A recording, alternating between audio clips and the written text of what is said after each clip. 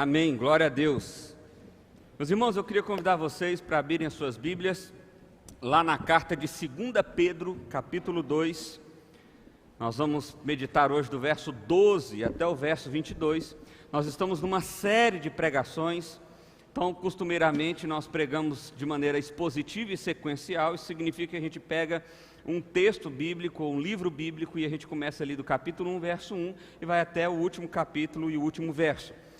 O tema dessa série é Firmes em Cristo, porque Pedro está tentando alertar a igreja a se manter firme em Cristo Jesus, porque se eles não fizerem isso, se eles não fortalecerem a sua fé em Cristo Jesus, eles estarão vulneráveis principalmente aos falsos mestres, ou que nós, como nós chamamos aqui, profeta fake. E hoje é o profeta fake capítulo 2, vamos dizer assim, porque Pedro fala sobre isso no capítulo 2, e aí então a gente vai continuar essa série aí. Então, eu vou ler do verso 12 até o verso 19, também está aí projetado, você pode acompanhar. Diz assim a palavra do Senhor: Os falsos mestres são como criaturas irracionais, movidas pelo instinto, que nascem para apanhar e morrer. Nada sabem sobre aqueles a quem insultam, e como animais são destruídos por sua própria corrupção. Praticam mal e receberão o mal como recompensa. Gostam de se entregar à imoralidade em plena luz do dia. São uma vergonha e uma mancha no meio de vocês, sentindo prazer em enganá-los enquanto participam de suas refeições. Cometem adultério com os olhos e abrigam um desejo insaciável de pecar. Seduzem os estáveis e são bem treinados na ganância. Vivem sob maldição, desviaram-se do caminho reto e seguem os passos de Balaão, filho de Beor, que amou a recompensa que receberia por fazer o mal. Balaão, porém, foi refreado em sua loucura quando uma jumenta que não fala o repreendeu com voz humana. Eles são como fontes secas ou neblina levadas pelo vento, e estão condenados às mais escuras trevas. Com palavras vazias proclamam sua grandeza imaginária e apelam para desejos carnais distorcidos, a fim de atrair de volta ao pecado aqueles que mal escaparam de uma vida enganosa. Prometem liberdade, mas eles são próprios escravos da corrupção, pois cada um é escravo daquilo que o controla. Vamos orar mais uma vez?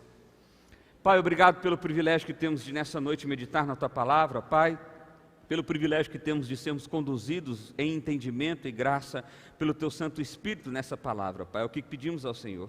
Que o Senhor, pela Tua graça e pela Tua misericórdia, me use como Teu instrumento, ó Deus, e que assim possamos sair daqui com a certeza de que ouvimos a Tua voz e não a de homem algum. É o clamor que fazemos a Ti em nome de Jesus. Amém.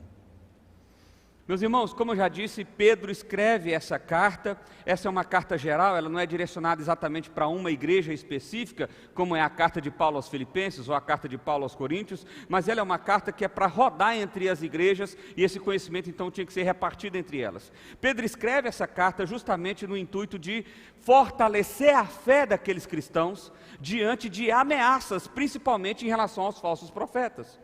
Essa é a última carta de Pedro, e Pedro diz no capítulo 1, como a gente já viu, que essas já são seus últimos dias também. Ele está preso, ele está em Roma, e ele está sabendo que ele vai ser condenado à morte, e que ele então vai morrer, ele não vai viver muito tempo mais, e por isso que ele está querendo escrever sobre isso aqui, algo que ele considera extremamente importante. Então nós já vimos no capítulo 1 que Pedro fala que nós precisamos ter uma fé que desenvolve, uma fé que cresce, uma fé ativa. Nós precisamos desejar crescer na fé em Cristo Jesus, e fazemos isso estando firmes na palavra de Deus, sendo a palavra de Deus a nossa referência de crescimento na fé. Uma das dificuldades que cristãos têm de crescer na fé é justamente porque tem como referências outras fontes que não a palavra de Deus. E aí, provavelmente, a gente não cresce, mas a gente, na verdade, é levado a um conhecimento estranho. Bom, no início do capítulo 2, Pedro já nos alertou sobre algumas características e, principalmente, ele deixou claro que os falsos profetas serão condenados, que Deus não vai passar o pano, que Deus não vai deixar para lá, que Deus não vai deixar ileso, Deus irá condenar os falsos profetas. E a partir do verso 12 ele começa a descrever outras características então que os falsos profetas têm, e nós vamos entender aqui algumas delas. Vamos lá. Então, capítulo 12 diz o seguinte, ou versículo 12 diz o seguinte: os falsos mestres são como? Então, a partir daqui ele começa a trazer algumas características de como eles são. Primeiro, eles são criaturas irracionais movidas pelo instinto. Eles são literalmente como animais. Apenas o desejo é que movimenta o coração deles. Não é amor, não é carinho, não é racionalidade, é apenas um desejo irrefreável de satisfazer a vontade da própria carne deles. Os falsos profetas são movidos dessa forma. E aí Pedro dá aqui meio que um desabafo no fim desse verso, porque ele diz o seguinte: que nascem para apanhar e morrer. É como se ele estivesse dizendo, eles não prestam para nada. Eles só vieram nesse mundo para apanhar e morrer, só para ser condenado. É meio que Pedro deixando um pouco do sentimento dele se expressar aqui nesse momento. Outra característica dele, eles falam mal dos outros. Olha aqui, diz o verso 12: não sabem nada sobre aqueles que insultam, e como animais são destruídos por sua própria corrupção. O insultar aqui é o blasfemar, é o difamar, é o falar mal. Eu não sei se você já viu, mas eu já vi isso. Alguns pastores, inclusive eu vi uma cena que eu achei extremamente curiosa. Um pastor pegou certa feita um rapaz que estava em tese endemoniado e perguntou para o suposto demônio o seguinte: você conhece a igreja tal? E o demônio: eu conheço. Não é você que comanda a igreja lá? É, sou eu que comando. E aí o pastor: está vendo, gente? A igreja lá, quem comanda lá é o demônio. E eu pensando comigo, mas o demônio não mente? Se fosse o demônio, né? Claramente não era o demônio. A única intenção daquele pastor era descaracterizar, ou difamar, ou blasfemar contra a tal igreja que ele estava querendo, que ele via como concorrente do seu público. Muitas vezes isso acontece. Há um desejo muito grande em falar mal do outro, para justamente abarcar mais pessoas para cá. Não, esse pessoal, a gente escuta isso muito, nós somos da Igreja Presbiteriana do Brasil, a nossa denominação, e normalmente se escuta muito o seguinte: os presbiterianos dão muita importância para a Bíblia e tem pouca emoção. E eu concordo com a crítica, eu acho realmente que a gente tem pouca emoção, eu acho que a gente tinha que ser mais vibrante. Mas o problema é que parece que ter pouca emoção tem a ver com conhecer muito a Bíblia. E isso não é verdade. Isso não é verdade. Porque se de fato conhecêssemos a Bíblia com profundidade, nós vibraríamos com isso dioturnamente. Nós jamais ficaríamos inertes a um momento de adoração, ou um momento de quebrantamento, ou coisa nesse sentido. Mas é dada essa crítica aos presbiterianos ou aos batistas também, igrejas mais tradicionais e mais conservadoras, talvez porque tem uma liturgia mais rígida, vamos dizer assim, uma liturgia mais antiga, que não tem nada de errado em ter liturgia assim ou assado. Mas o fato é, não vão lá. Lá você não sente o Espírito Santo. Como se o Espírito Santo fosse algo para a gente sentir assim, como se estivéssemos numa sessão espírita. É claro que não. Esses falsos mestres têm outras características, olha só. Eles gostam de se entregar à imoralidade em plena luz do dia. Eles são tão descarados que eles não estão nem preocupados em esconder os seus desejos carnais, normalmente os seus desejos financeiros. Ou, melhor, alguns deles erram, e a gente já viu isso algumas vezes, pastores famosos, pastores que conduziam a igreja, ou conduziram por algum tempo, e de repente erraram e justificaram os seus erros. Por exemplo, na história da igreja presbiteriana, nós temos a história de um pastor famoso, que era muito influente no início da década de 90, fim da década de 80, início da década de 90, que caiu em traição com a secretária, mas ele não aceitou a disciplina. Porque na cabeça dele, as pessoas que estavam disciplinando ele eram piores do que ele. Então ele se achava bom demais para ser disciplinado por aqueles colegas pastores. Mas espera aí, a disciplina não vem do Senhor? Quando a gente vai justificando os nossos pecados, significa que o nosso coração não é conduzido pela verdade de Deus, mas é conduzido pelas circunstâncias que norteiam o nosso coração. Deixa eu dar um exemplo mais claro por isso. Às vezes você olha para o espelho e você pensa assim: eu sou uma pessoa boa. Por exemplo, maridos e mulheres, esposos e esposas. Normalmente, você já ouviu essa frase do seu marido? Eu tenho certeza. Seu marido já deve ter dito o seguinte para você, em algum momento: Você tinha que ter um marido que ficasse era só no boteco, que andasse só em casa de prostituição, que ficasse só na jogatina. Marido bom que nem eu, você não tem não.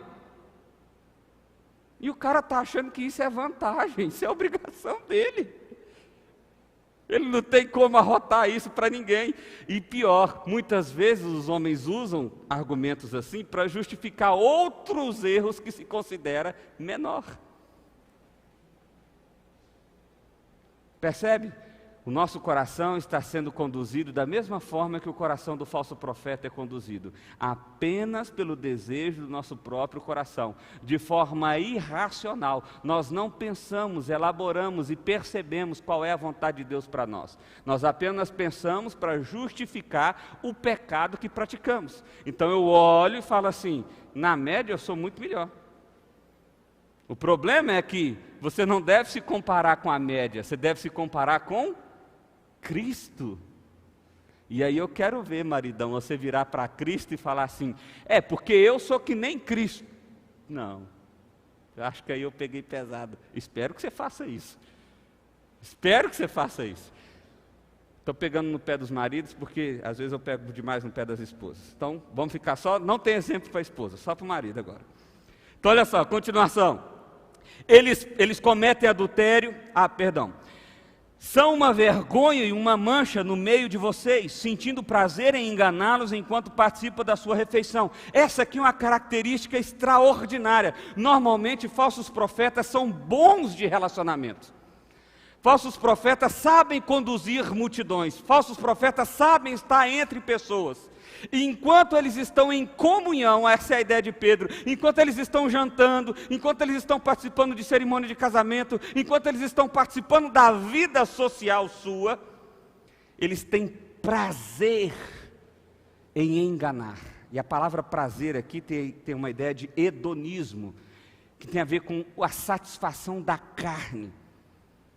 Eles têm prazer em fazer isso. O falso profeta tem prazer em enganar quando está no meio das pessoas. Normalmente ele vai conduzindo para cá, ele vai conduzindo para lá. E olha o que diz o verso 14. Cometem adultério com os olhos e abrigam um desejo insaciável de pecar. Eles são tão libertinos, sem vergonha, safados, vagabundos, para a gente usar palavras mais atuais, que enquanto eles estão com as pessoas, enquanto eles enganam as pessoas, eles estão adulterando com os olhos, ou seja, eles estão desejando mulheres, eles estão desejando aquilo que não lhe pertence. Porque lembra, adultério, segundo Cristo, não é apenas o ato em si, adultério é o desejo do coração. Então, se eu olho para uma mulher com desejo, significa que eu adulterei. E é isso que os falsos profetas fazem o tempo inteiro no meio do povo, porque eles têm um desejo insaciável pelo pecado. Verso 14 ainda continua dizendo o seguinte: eles seduzem os instáveis e são bem treinados na ganância. Aqui, meu irmão, isso aqui é muito interessante. Você sabe por que nós caímos nas lábias dos falsos profetas, dos falsos mestres? Porque somos instáveis na nossa fé.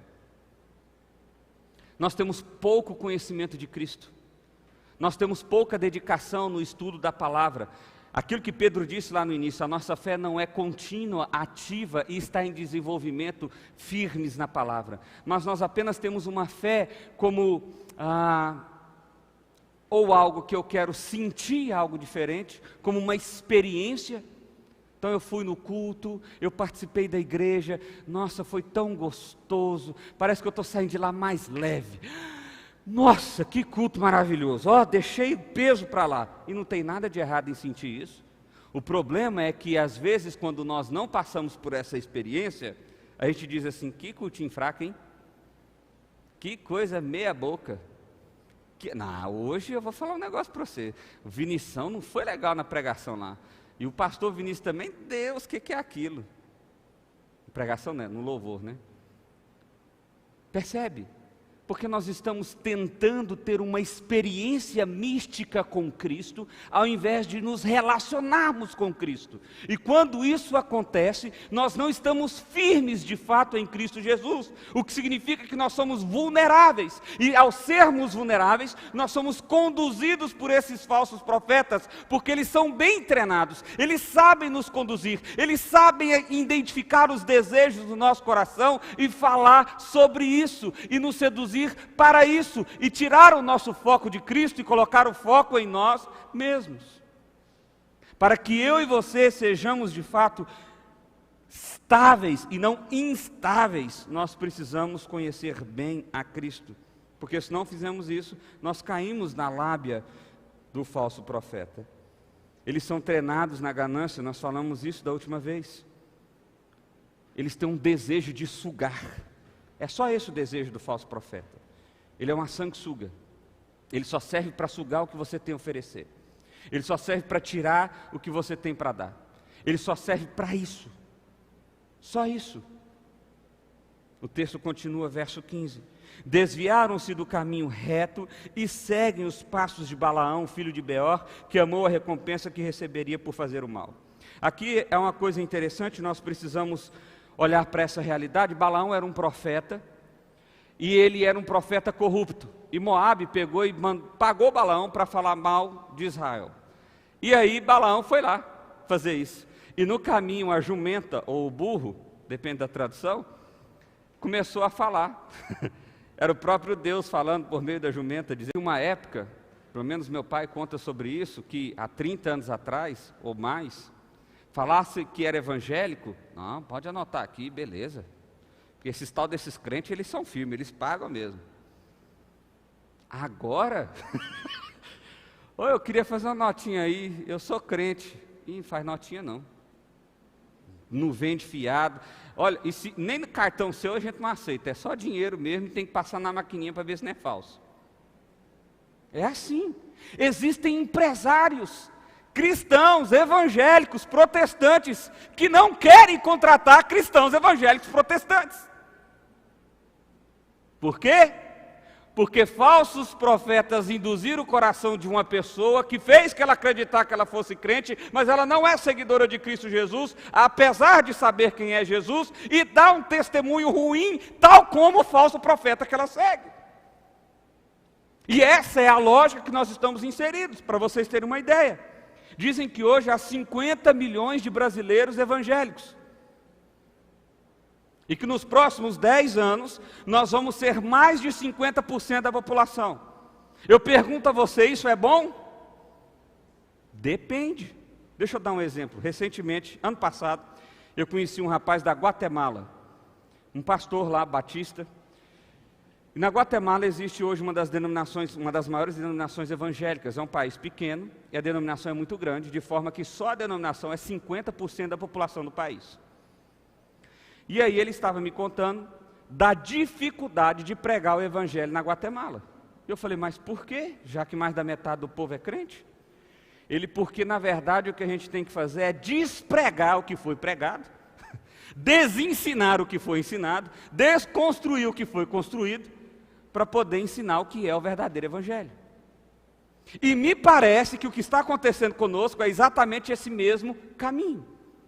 Quando eu olho para o Brasil, quando eu olho para a realidade que nós estamos, quando eu olho para o povo chamado povo de Deus, eu não estou vendo um Brasil melhorar, eu não estou vendo um país mais seguro, eu não estou vendo um país mais igual, eu não estou vendo um país mais misericordioso, eu não estou vendo um país mais honrado, apesar do número de evangélicos estarem crescendo.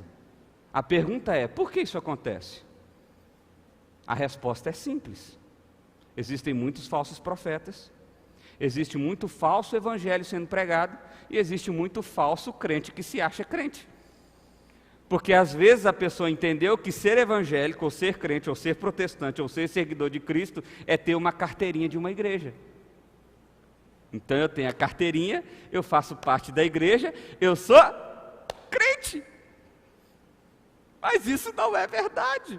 Porque se você não tiver nascido de novo, se o seu coração não estiver sendo direcionado para Cristo, se você não tiver Cristo como rei, de forma que é Cristo quem faz com que você tome decisão A ou B, é Cristo quem faz com que você haja como uma pessoa de uma forma ou de outra, é Cristo quem faz com que você seja um empresário ou outro, um empregador ou outro, um empregado ou outro.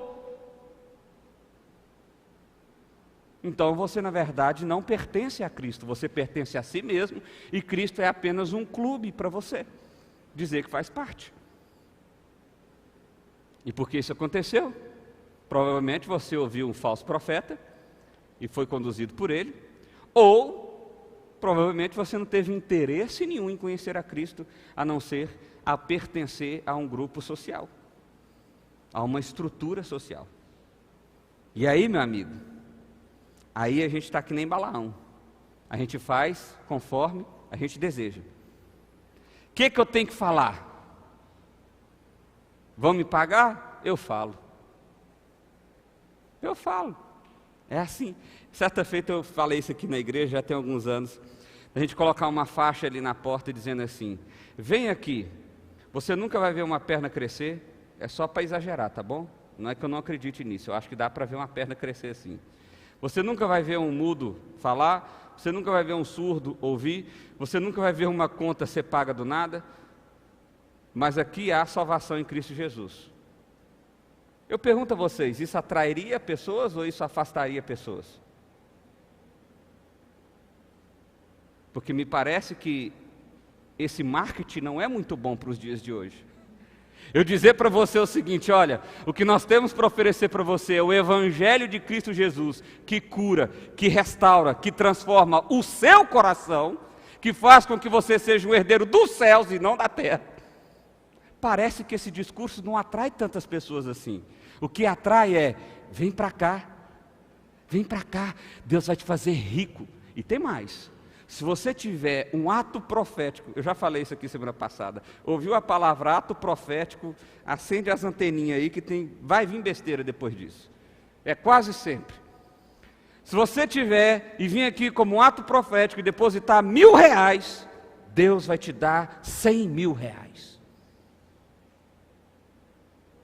É brincadeira, viu, gente? Não adianta depositar R$1.000 aqui que Deus... Mas é isso aguça a ganância do nosso coração. É o Balaão que existe em nós ouvindo esse negócio. Perceba, o prazer do falso profeta é em nos enganar, para que o desejo dele seja realizado. O prazer do falso profeta não está em pregar o evangelho, doa a quem doer. O prazer do falso profeta é em seduzir o seu coração. É por isso que ele aproveita dos instáveis, é por isso que ele aproveita dos fracos na fé, é por isso que ele aproveita daqueles que ainda não estão tão firmes assim em Cristo Jesus.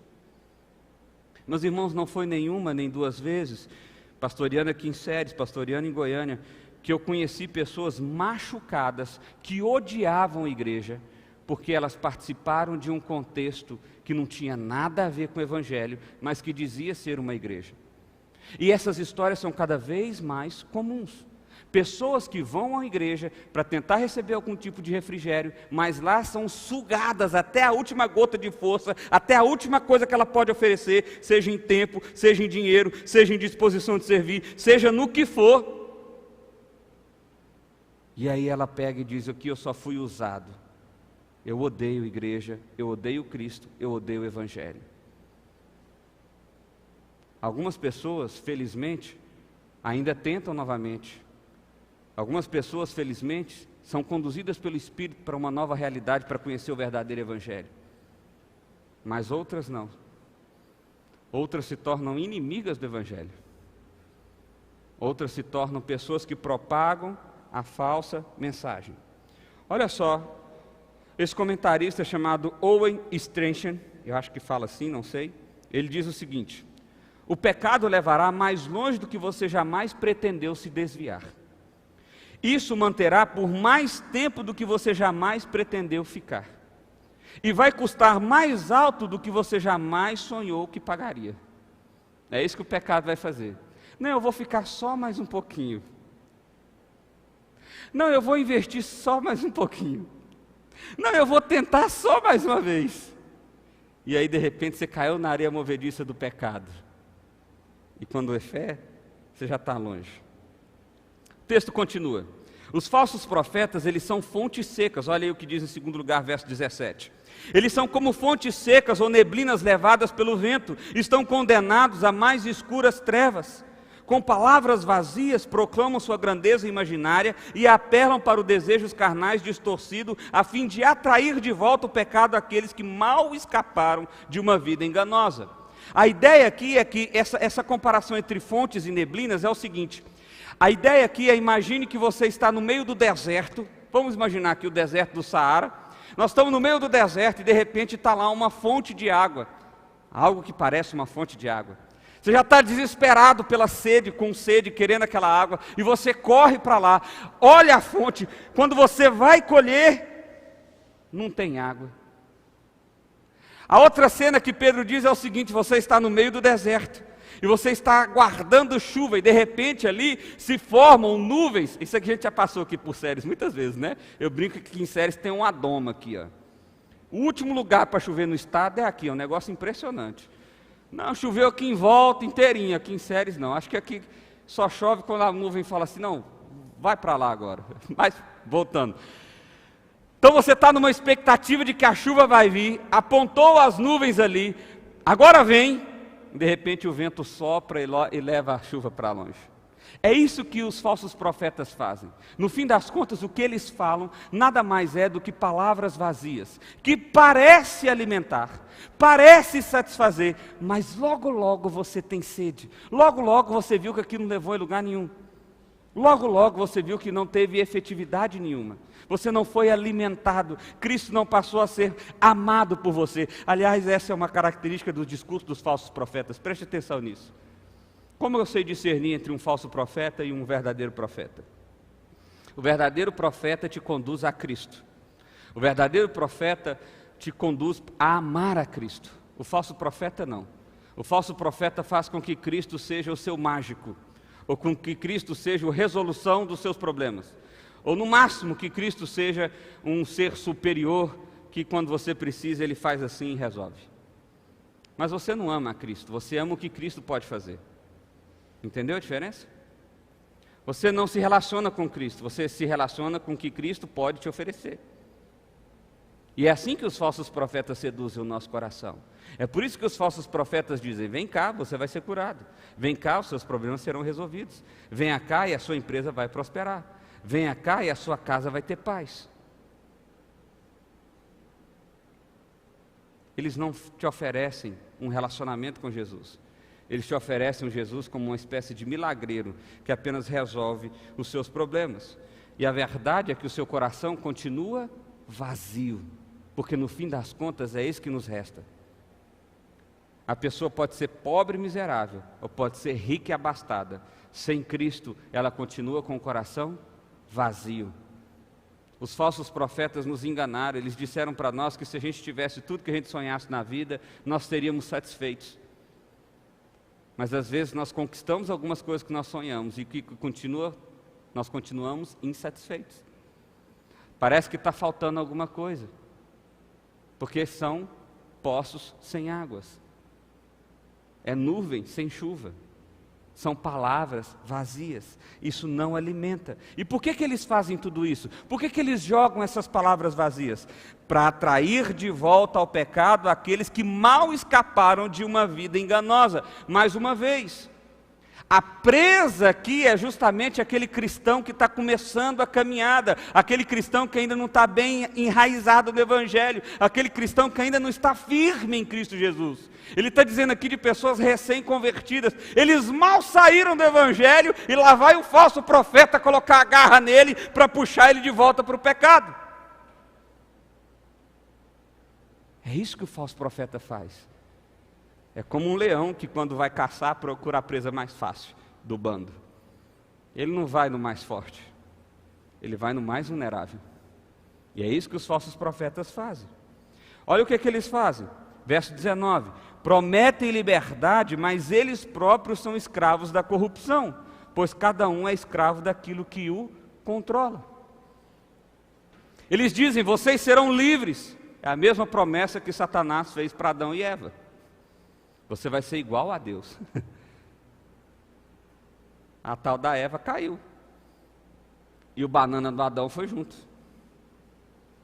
Adão até podia ter feito assim, comeu, agora você já era, se vira com Deus para lá que eu vou embora. Mas não, banana comeu também.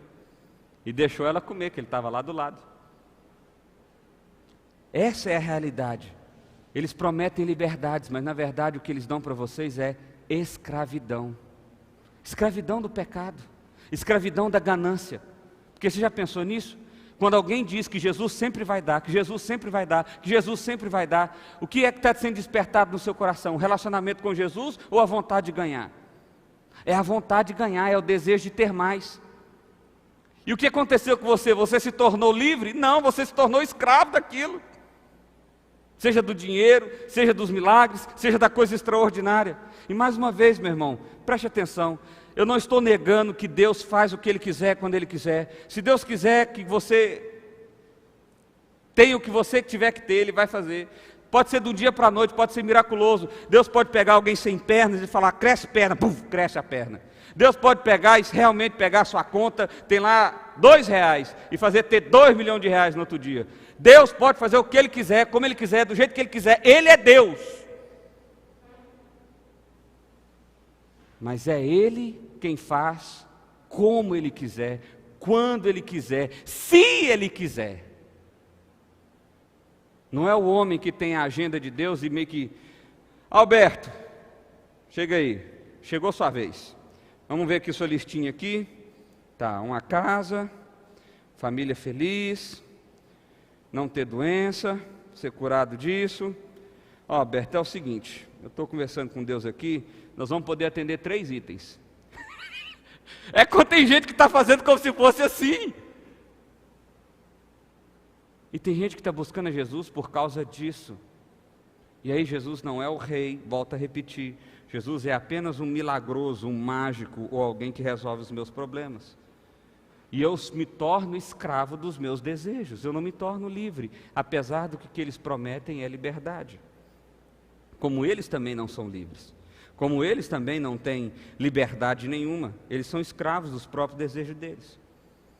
Em terceiro lugar e último lugar, o texto diz o seguinte: cão é cão.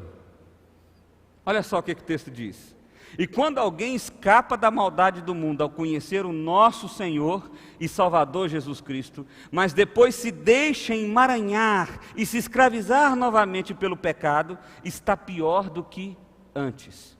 E quando alguém, preste atenção nisso, entende o Evangelho, se compromete com o Evangelho, procura viver o Evangelho, mas logo em seguida dá ouvidos aos falsos profetas, são conduzidos em seus corações pelos falsos profetas, se envolvem com os falsos profetas, se afastam do Evangelho, abandonam o Evangelho, negam o Evangelho. Pedro diz, é melhor nunca ter crido. Por quê? Porque aquele que sabe, ou que mais sabe, será mais cobrado por isso. É isso que vai acontecer. As pessoas, por exemplo, acreditam que o inferno é de Satanás, não é isso? Normalmente a gente não diz assim? Você vai morrer, você vai para o inferno, você vai ver só o que o capeta vai fazer com você. Sabe o que o capeta vai fazer com a gente no inferno? Com a gente não, espero que ninguém aqui vai. Mas com as pessoas no inferno, sabe o que o capeta vai fazer? Nadinha da Silva. Porque na verdade Satanás vai estar no pior lugar do inferno, ele vai sofrer a pior punição que tem no inferno, porque quem é dono do inferno, quem criou o inferno e quem administra o inferno é Deus. É Ele quem fez. Eu sei, talvez você tenha sido chocado agora com essa informação. Meu Deus, mas Deus que manda a gente para o inferno? É o que está na Bíblia, do início ao fim.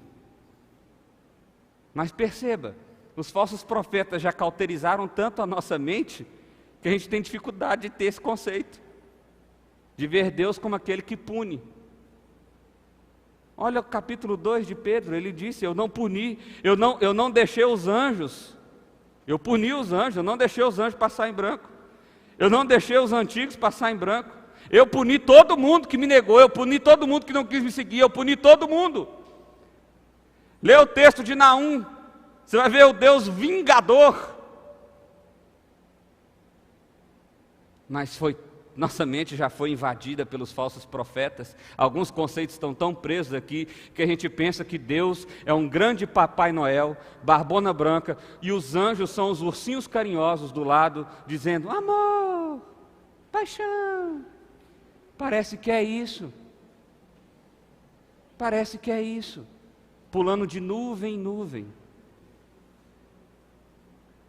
Uma imagem foi criada em nós de forma errada, porque não aprendemos a verdade do Evangelho. Pedro está dizendo: era melhor não ter conhecido nada, era melhor não ter aprendido nada, porque aquele que sabe, aquele que sabe está lascado, aquele que sabe, ele está de mal a pior, aquele que sabe e nega, ele vai ser mais condenado que os outros. Verso 21. Teria sido melhor nunca haver conhecido o caminho da justiça, do que conhecendo rejeitar a ordem recebida para viver de modo santo. Neles se confirmam provérbios: o cão volta ao seu próprio vômito, e a porca lavada volta a revolver-se na lama. A ideia aqui é a seguinte: ninguém pode ser salvo por si mesmo. Ninguém pode se convencer. Mas eu conheci o Evangelho. Deus é assim para mim, pastor. Eu já ouvi tantas vezes essa expressão, porque para mim Deus é assim. Sabe, para mim Deus é um ser assim e tal. Então deixa eu te explicar um negócio. Deus não vai ser aquilo que você imagina, Deus não vai ser aquilo que você quer, Deus não vai ser aquilo que você deseja, Deus vai ser quem Ele é, porque Ele é Deus. Ele vai ser quem Ele é, e Ele já se revelou, Ele já se mostrou, Ele já disse a respeito dEle, através da palavra dEle. No entanto, muitos de nós têm procurado outras fontes para conhecer a Deus. E aí o que a gente conhece é um pouco de Deus, mas o nosso coração não é renovado, nós não nascemos de novo no Espírito, nós não somos renovados pelo Espírito, e é por isso que a nossa atitude envergonha o Evangelho, é por isso que empresários não querem contratar crentes, é por isso que pessoas odeiam cristãos, é por isso que nós envergonhamos o Evangelho, porque na verdade o nosso coração não foi transformado, na verdade nós não nascemos de novo, e por isso a nossa atitude, o nosso modo de viver, o nosso modo de ver, o nosso modo de desejar, não é santo, não é segundo o que Cristo nos pregou, não é segundo o que Cristo deseja de nós, mas é segundo o nosso próprio coração. Por isso que Pedro diz: cão é cão.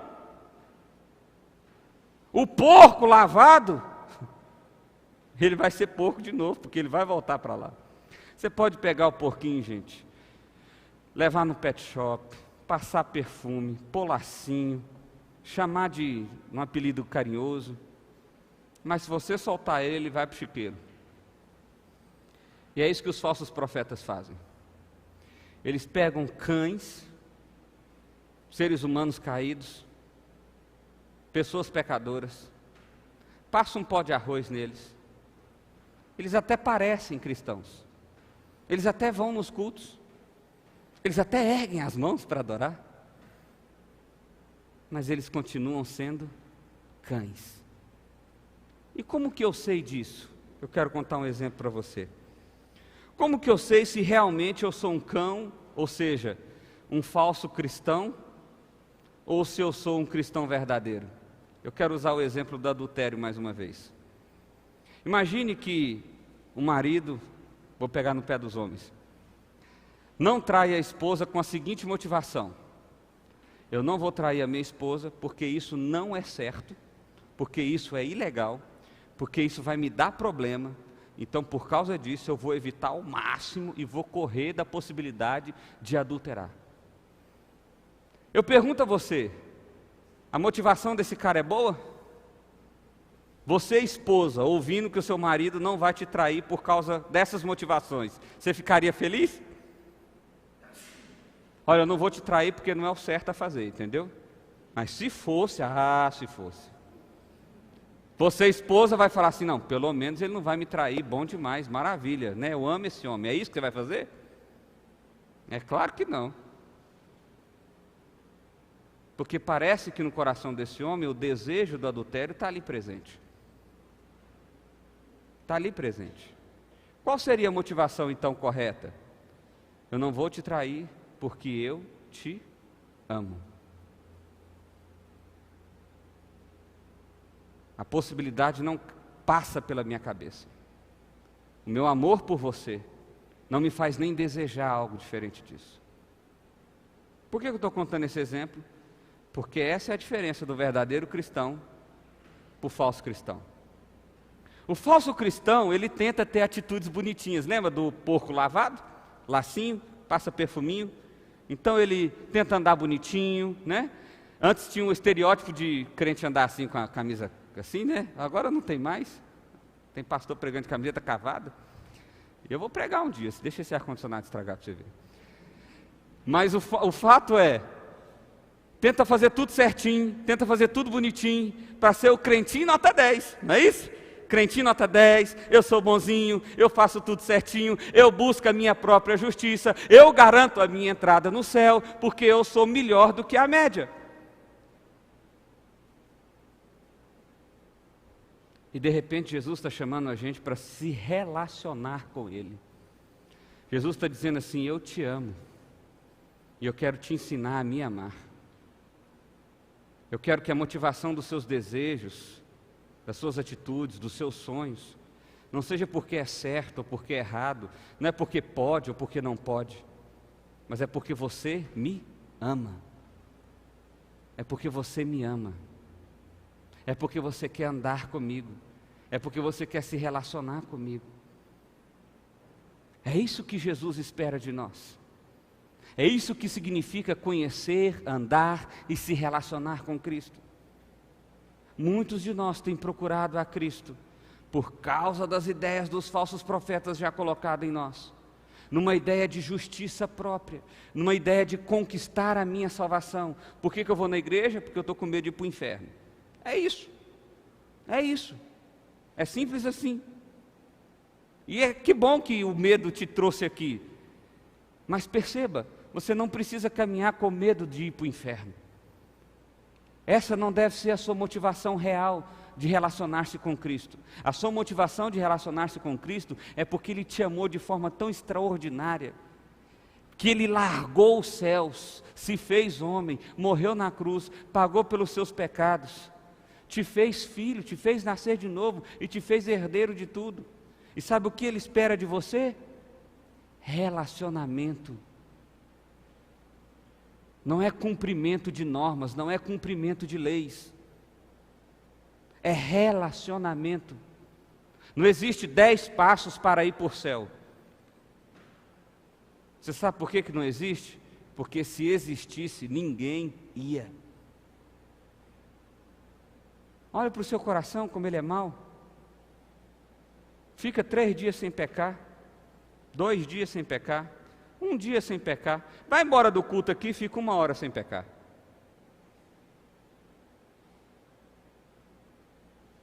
Seu coração é mau. Você não tem como conquistar um relacionamento com Cristo. Por isso que Ele deu de graça. Por isso que Ele te chama de graça. Por isso que Ele diz, vem, caminha comigo. O que eu quero é caminhar com você. Moldar o seu coração. Mas para isso você tem que me ter como referência, como o rei da sua vida. É isso que Cristo diz para nós. Se você tiver a Cristo como um milagroso, como alguém que vai resolver seus problemas, como alguém que vai trazer o céu na terra para você, você está buscando Jesus errado. Você está andando na direção errada. Eu quero encerrar esse texto, vou encerrar essa reflexão sobre os falsos profetas, mostrando para você que isso é tão sério, e que você deve ouvir o que nós pensamos aqui. Eu sei que talvez não seja o que você gostaria de ouvir. A palavra de Deus nem sempre é só coisas assim pancada, ela também é edificação, ela é graça, ela tem sim momentos em que nós somos regenerados, reencorajados, mas hoje coube a nós pensar sobre como os falsos profetas são e qual é o mal que ele faz em nós, o tipo de Deus que ele faz com que nós pensamos que seja. Mas Deus diz assim: olha, vocês não devem ouvir o falso profeta, não importa quem ele seja. E aí eu vou ler o verso, Deuteronômio capítulo 13, do verso 6 a 10, para você ver como Deus leva isso a sério. Olha só: se o seu próprio irmão, ou filho, ou filha, ou mulher que você ama, ou seu amigo mais chegado secretamente instigá-lo dizendo: vamos adorar outros deuses, deuses que nem você, nem os seus antepassados conheceram, deuses dos povos que vivem ao seu redor, quer próximos, quer distantes, de um ou outro lado da terra, não se deixe convencer, nem ouça o que ele diz, não tenha piedade, nem compaixão dele, não o proteja, você terá que matá-lo, seja a sua mão a primeira a levantar-se para matá-lo, e depois as mãos de todo o povo, apedreje-o até a morte, porque tentou desviá-lo do Senhor, o seu Deus, que te tirou do Egito, da terra da escravidão. Todas as vezes que você ouvir um falso profeta, todas as vezes que você ouvir um discurso sedutor, um discurso que não te constrange, um discurso que não te leva para Cristo, um discurso que não te leva para um relacionamento com Deus, corre, foge ou joga a pedra.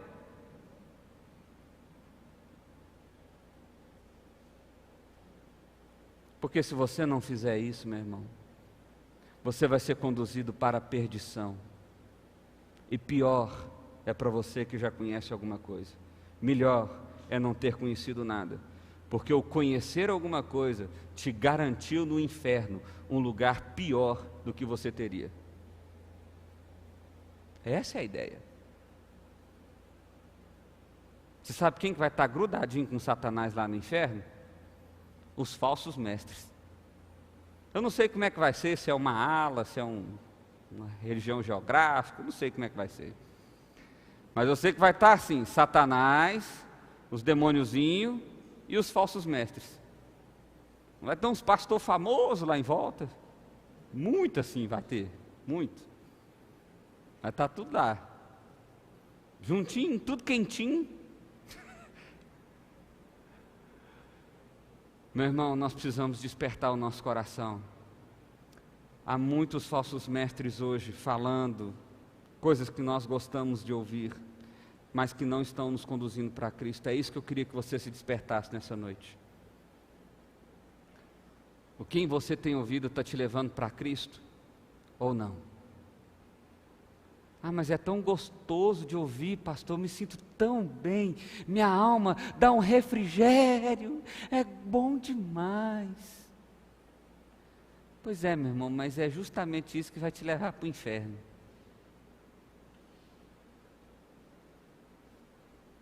É preciso estar com os ouvidos atentos. Se não for a voz de Deus falando, se não for a palavra de Deus sendo anunciada, foge, corre. Então vamos lá, o que fazer para a gente finalizar? Em primeiro lugar, profeta de Deus é aquele que anuncia a palavra de Deus, portanto não ouça o profeta que anuncia algo diferente. Parece que esse cara está dizendo, não tem tanto a ver com a Bíblia assim. Então não ouve esse cara. Segundo lugar, você sabe que está ouvindo um profeta fake, quando o que ele diz é bom de ouvir, mas ainda assim você continua com sede. É bom de ouvir, mas você continua com sede. É bom de ouvir, mas parece que você está faltando alguma coisa. Parece que o seu propósito ainda não foi definido. Parece que você não se sente filho. Parece que o consolo do Espírito não é com você. É porque você está bebendo água de uma fonte seca. Você está esperando chuva de nuvens que não tem água. Terceiro, somos todos escravos do pecado, todos nós. Se alguém te promete liberdade fora ou além de Cristo, o que está sendo oferecido é só mais uma forma de escravidão.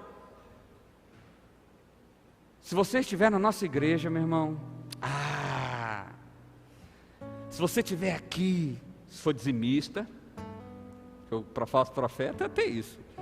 Não é dizimista, nada contra o dízimo, tá bom? Você precisa ser dizimista mesmo, mas lembra, a motivação não é a lei, é o amor, é a graça. Mas não é isso que o falso profeta vai te dizer. Não existe liberdade fora de Cristo, o que existe é uma nova escravidão. Você pode achar que está sendo preenchido, mas no fim você vai ver que você está bebendo num copo vazio. Quarto lugar, conhecer a Cristo não é um sinal definitivo de conversão. Isso aqui é muito importante você saber, meu irmão. Conversão é nascer de novo e viver para a glória do seu Salvador. Ah, eu conheço a Bíblia, pastor. Eu vou na igreja, pastor. Eu nasci na igreja, pastor. Deixa eu te contar um testemunho. Eu nasci na igreja. Eu brinco que o meu testemunho é chato.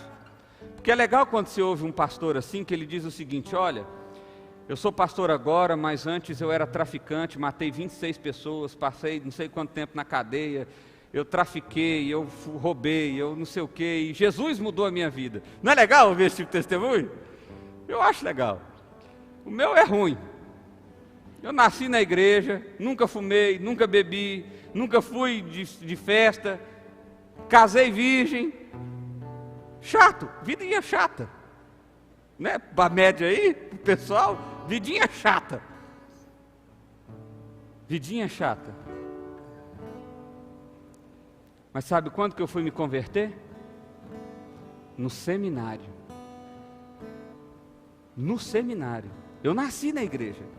Eu fui batizado e fiz profissão de fé com 12 anos.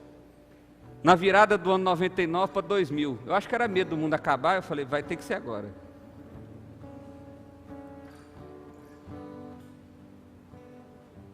Meu irmão, você precisa entender que estar na igreja, e às vezes você pode até ler a Bíblia, não significa necessariamente que você se converteu. Conversão é um desejo sincero, honesto, verdadeiro, de servir ao Rei. Você é alegre porque Jesus te salvou. Jesus mudou a sua história, Jesus te fez nova criatura, Jesus te deu o céu por herança, e isso sempre motiva, anima e dá força para você caminhar, seja na pior das situações, seja na maior das dificuldades. É Ele quem vai fazendo isso, não por causa da lei, não por causa do medo, mas é por causa da graça, é por causa do amor. Isso é ser verdadeiro cristão. Pessoas que nunca são motivadas, sempre são pessimistas, estão sempre olhando para o futuro, sem ter perspectiva de esperança, são pessoas que não estão vendo Jesus lá. E pessoas que não estão vendo Jesus no futuro, não estão tendo Jesus no presente.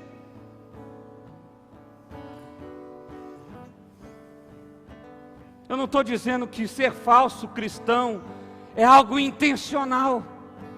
Talvez você tenha sido enganado a vida inteira, tenham te ensinado errado a vida inteira, tenham te apresentado um Jesus que não é verdadeiro. Mas em nome de Jesus, seja despertado pelo Espírito Santo de Deus nessa noite.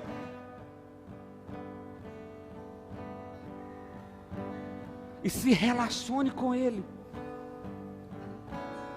Por amor, não por causa do que Cristo tem para te oferecer.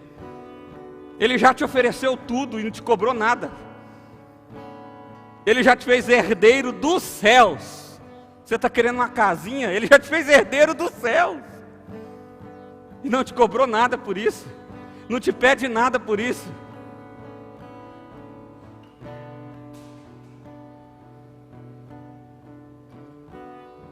Ser cristão verdadeiro é viver para a glória do Salvador.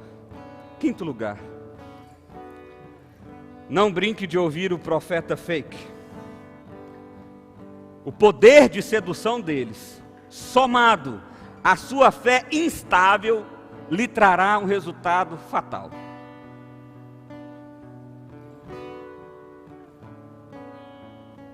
Fatal.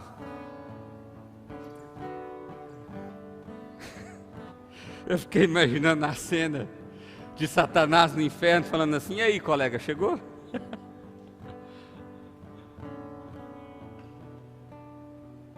Os profetas falsos, eles seduzem o nosso coração. Por isso nós precisamos ter uma fé firmada em Cristo Jesus. Ela tem que estar bem enraizada, porque senão nós seremos conduzidos por eles. Você pode ter certeza, meu irmão, porque eles falam o que nós queremos ouvir. Eu quero terminar com uma frase de Ray Stedman. Ele diz o seguinte: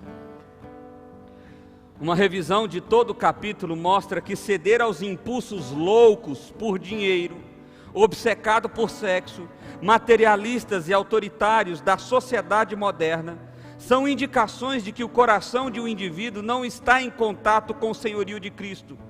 Em vez disso, caiu para as ilusões do diabo. Como que eu sei se eu estou ouvindo o falso profeta ou se o meu coração já foi muito encharcado por argumentos dos falsos profetas? Ray Stedman, ele diz pelo menos 4 coisas aí. Seu coração é conduzido pelo dinheiro, pelo sexo, pelo materialismo. Você tem dificuldade com a autoridade? Não precisa ter os 4 não, um dos 4 já mostra um sinalzinho amarelo aí. Isso mostra que apesar de você se achar cristão, o seu coração não foi transformado pelo verdadeiro Cristo. Que nós possamos fazer uma revisão das nossas vidas. Que essa reflexão que Pedro trouxe para nós, eu acho tão lindo. Pedro diz no capítulo 1 que ele estava para partir, mas que ele ia dar um jeito de fazer com que as palavras dele continuassem a ecoar.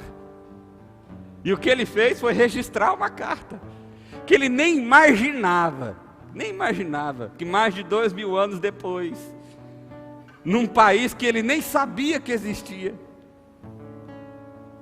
nós iríamos estar agora meditando sobre essa palavra e sendo impactado pelas verdades que ele escreveu há tantos anos atrás. E pior, o que eu acho pior, sabe o que é? Que isso seja tão real nos nossos dias, quanto era real nos dias de Pedro. Os falsos mestres estavam lá, eles estão aqui, e eles estarão amanhã. Nunca ceda, porque senão, meu irmão, você vai cair. Vamos orar, feche seus olhos.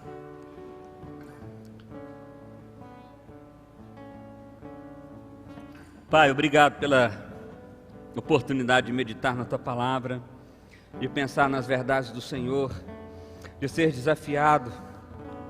Pai, em nome de Jesus, coloque em nós um desejo profundo de conhecer mais de Ti, profundo, ó Pai, de viver para o Senhor, para a glória do Senhor. Pai, traga discernimento nos nossos corações, para não ouvirmos os falsos profetas, para não ouvirmos aqueles que nos afastam de Ti. Nos dê coragem, Deus, de não querer ouvi-los, porque somos seduzidos pelos Seus bons argumentos, Pai. Por isso clamamos a Tua misericórdia, nosso coração é fraco. Por isso clamamos a intervenção do Teu Espírito, porque não temos força. Clamamos ao Senhor, ó Deus, porque confiamos no Senhor e não em nós mesmos. Nos desperta para a verdade do Teu Evangelho, nos desperta para um relacionamento sincero contigo, nos desperta para um desejo de estar com o Senhor, nos desperta para um desejo de servir ao Senhor com amor. É a oração que fazemos a Ti, ó Pai, em nome de Jesus. É o clamor que fazemos a Ti em nome de Jesus. Amém, amém e amém.